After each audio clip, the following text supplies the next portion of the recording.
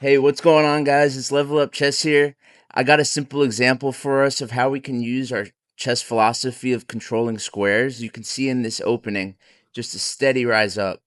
And by the time all of our pieces are developed, we're at a 2.6 advantage. I blew it the next move because you'll see why, but I do think this is a really good, simple example of how you can think about getting your pieces out. If you have any comments or questions, please comment below. Also, there's another Level Up Chess guy on YouTube I didn't realize. So if you like the content, if you like me, make sure to follow so you can find my next video. Anyways, I'll be back tomorrow with another video. Thank you. Here's the game. Here's the game. Here's the game. We just played d4. I'm expecting the King's Indian, but after this move, he plays the Grunfeld, and I haven't even studied the opening, but I just know the basic idea. And the basic idea is that you're getting pressure after this position.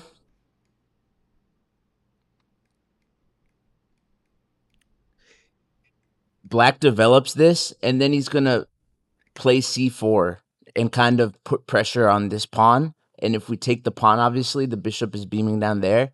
And you just continue to pile pressure on this d4 pawn. So knowing that, I play immediately b8, bishop a3, trying to stop c5. Now, he gets in c5 eventually, and this might be the worst move of the opening, but you don't have to play the best moves when you're using this philosophy about controlling squares and getting your pieces onto good squares. So he's playing b6 because he wants to play c5, which is develop our knight. Now, he has played c5, and I tried to stop him playing c5, but he ends up playing it anyway.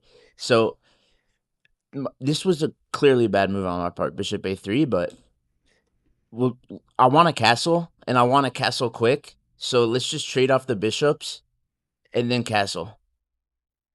Now, what do we want? I want my rook on his queen. You know, this file might eventually open up, and we want to be able to take advantage of it. We want to put pressure on that file. We want to put pressure on his queen, as well as the knight, because this knight's here too. If his queen moves far away, we're gonna have pressure on a free knight. So the thing is, we can't move our rook. We have to create space for it by developing our queen.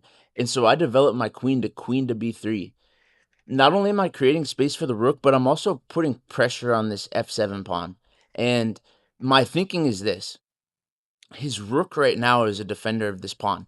If his rook ends up moving, this pawn gets weaker, and we could potentially have this knight as a second piece attacking that.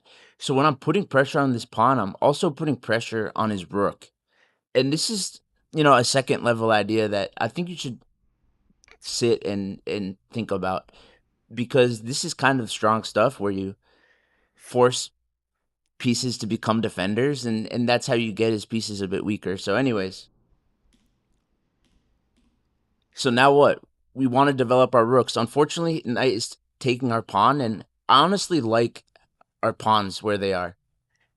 I mentioned tension. This is kind of tension where you don't make the pawn structure into one or the other. I could play e5, but this opens up the d5 square, and I don't want to create weak squares. I want my squares to be strong, so I don't want to touch this pawns right now. I want to make him feel the tension. So let's just develop our rook, defending the pawn.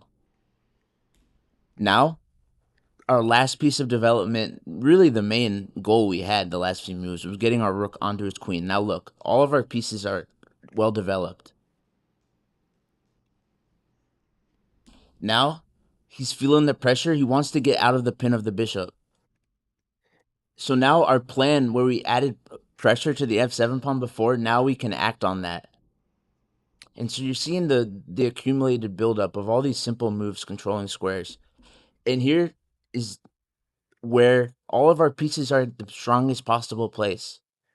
Now we have to open the board. Once you have the pieces strong, you can't waste time and let your opponent kind of get defense ready so that he can kind of stifle your weak pawns. Right now, if we play d5, we're going to open up this rook on this queen, or we're going to be able to push the pawn further, get a passed pawn. Our knight is hitting on d7, so this pawn could eventually get to d7. If he takes,